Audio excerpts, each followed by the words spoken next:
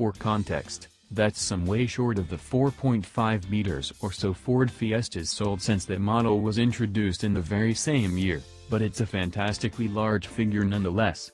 And with it comes to the pressure to err on the side of conservatism. Volkswagen claims the Polo's redesigned front end is more emotionally engaging than its predecessor, but we're not so sure.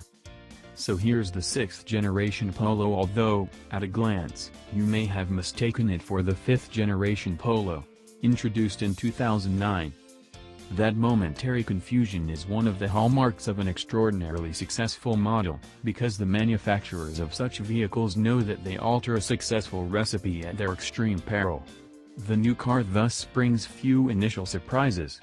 Its proportions are instantly recognizable, and so, too, are its facial features. However, it is in fact something of a quiet revolution. That revolution comes in the form of a redesigned interior. Thanks to the car's new chassis, the cabin is more spacious and, as the vanguard of the Polo's charge into the digital era, it's also more technologically able than anything yet seen in a supermini.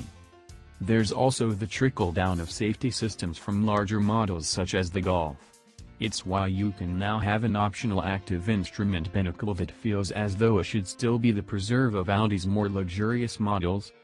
It's also why the Polo has a bigger boot than some hatchback rivals in the class above, and, as you'll discover, such cars should now be considered fair game for the Polo.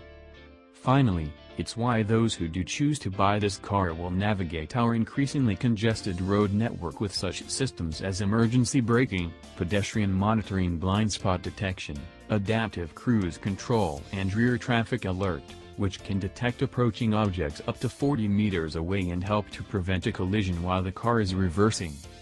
It seems that the Polo is becoming the Golf, then, and the Golf is becoming, well, that's another story.